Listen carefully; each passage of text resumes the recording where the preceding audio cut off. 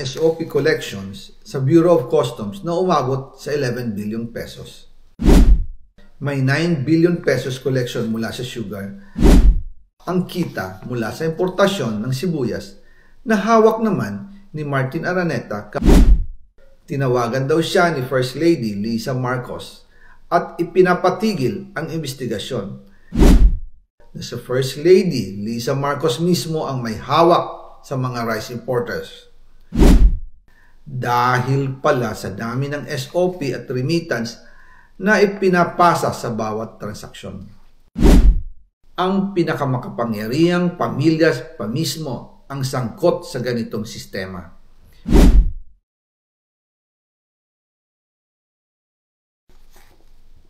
Ngayon naman po, tungkol sa kampanya nitong 2025 elections, nagkwento sa akin si dating Speaker Martin Romualdez.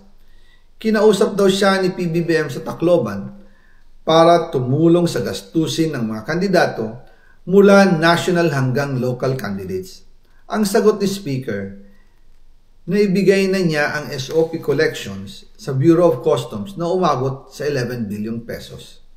Dagdag pa dyan, may 9 billion pesos collection mula sa sugar na ayon mismo sa kanya ay pinaghahatian lang ng 5 kumpanya para makontrol nila ang presyo ng asukal sa merkado.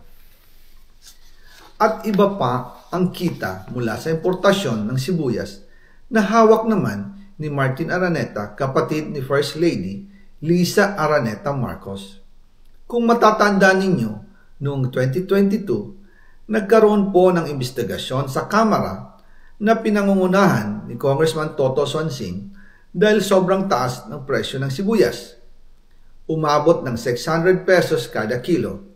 Gayong dapat ay nasa 80 pesos lang. Doon lumabas ang pangalan ni Martin Araneta bilang isa sa mga nasa likod ng kontrol sa importasyon ng sibuyas. Pero hindi po natuloy ang investigasyon. Ang sabi ni Speaker, tinawagan daw siya ni First Lady Lisa Marcos at ipinapatigil ang investigasyon. Kaya walang natuloy at walang naparusahan. Dahil pala, kontrolado ng kapatid ng First Lady ang importasyon ng sibuyas. Ganito rin po ang nangyari sa bigas. Noong April 2023, nagsimula nang tumaas ang presyo ng bigas. Kaya iminungkahi ko kay Speaker Martin Romualdez na kung pwede ay mag-angkat tayo ng 13 million metric tons para sa buong taon. Ang layunin ko po ay mapababa ang presyo ng bigas sa 22 pesos kada kilo. Pero hindi po ito inaprubahan ng Pangulo noong sila'y nasa Clark. Dahil doon, sumipa ang presyo ng bigas na umabot ng 55 pesos kada kilo hanggang 2024. Noong 2024, kinausap ko ulit si Speaker Martin Romualdez na kung pwede makausap namin si Secretary Laurel Chu ng Department of Agriculture at Secretary Ralph Recto ng Department of Finance para maibaba ang taripa ng bigas mula 35% to 15%. Sinabi ko kay Speaker Martin Romualdez na kung pababayaan natin ang patuloy ng pagtaas ng presyo ng bigas at umabot ito sa 60 pesos kada kilo, siguradong magagalit na ang taong bayan. Posibleng magrevolusyon na ang mga tao at tiyak na maapektuhan dito ang mga kandidato ng administrasyon sa 2025 elections. Isa sa mga patunay na hindi na masaya ang taong bayan ay ang pagbaba ng approval rating ng Pangulo noong panahon na iyon dahil sobrang taas na ang presyo ng bigas. Nangyari po ang meeting at halos inaabot kami hanggang alas 2 ng umaga, nakikiusap, nagpapaliwanag.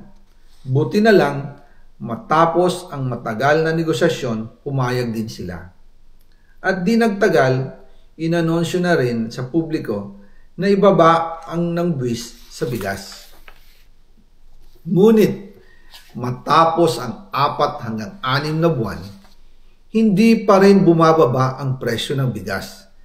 Kahit ibinaba na ang taripa nito, Kaya iminungkahi ko kay Speaker Romualdez na magpatawag ng investigasyon tungkol sa bigas sa pamamagitan ng Quinta Committee hearings. Habang iniimbestiga nito ng Quinta Committee na pinamumunuan ni Congressman Joey Salceda, bigla na lang itong pinahinto ni Secretary Kiko Laurel Chu matapos niyang ipakita ang isang confidential report. Nakasaad dito na si First Lady Lisa Marcos mismo ang may hawak sa mga rice importers. Ayon kay Secretary Laurel, maaapektuhan daw ang First Lady kung itutuloy ang investigasyon dahil kasama raw nila sa Vietnam visit ang ilang importer ng bigas at nag-dinner pa raw sila roon. At nung araw din yun, tumawag si Congressman Sandro Marcos kay Speaker Romualdez upang ipatigil ang House investigations tungkol sa bigas as instructed ng Pangulo. Magkasama kami ni Speaker Martin Romualdez nang tumawag si Congressman Sandro Marcos.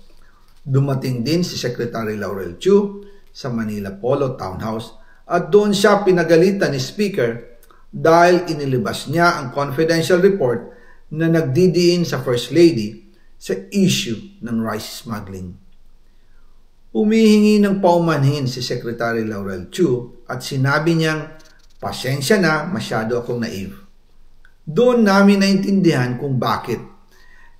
Kahit ibinabana ang import tax ng bigas mula 35% to 15%, ay hindi pa rin bumababa ang presyo sa merkado dahil pala sa dami ng SOP at remittance na ipinapasa sa bawat transaksyon. Dagdag pa po, maraming importers ng isda ang nagre-reklamo dahil kontrolado ito ng kaunting kumpanya lamang. Wala naman daw tax sa importation tuwing lean season, pero kahit ganoon, hindi pa rin sila nabibigyan ng permit to import. Ang mga kaunting kumpanya na ito lang ang nabibigyang permit to import. Dahil dito, kontrolado din ang presyo ng isda. At ito din ang dahilan kung bakit mataas ang presyo ng galunggong. Mga kababayan, hindi dapat naghihirap ang Pilipinas. Hindi dapat ganito kamahal ang mga pangunahing bilihin tulad ng bigas. At higit sa lahat, hindi dapat nagugutom ang mga Pilipino. Wala silang malasakit sa taong bayan, lalo na sa mga mahihirap. Inaabuso ang kapangyarihan. Nagiging negosyo ang pera ng taong bayan. Masakit man tanggapin, pero ito ang katotohanan. Ang pinakamakapangyarihang pamilya pa mismo ang sangkot sa ganitong sistema. Mula sa Pangulo, First Lady, hanggang sa anak, sila mismo ang nagtatakda, kumukontrol, at nakikinabang sa mga transaksyon dapat sanay para sa kapakanan ng sambayanan. Hawak at kontrolado nila halos lahat ng ahensya, kaya nagagawa nilang itago ang katotohanan. Sa mga susunod na araw, marami pa po akong isisiwalat. Maraming salamat sa inyong oras at patuloy na pag-unawa. Naway, magising tayo sa katotohanan at sama-sama nating hanapin ang hustisya para sa bayan. Diyos mabalos po sa Indogabos.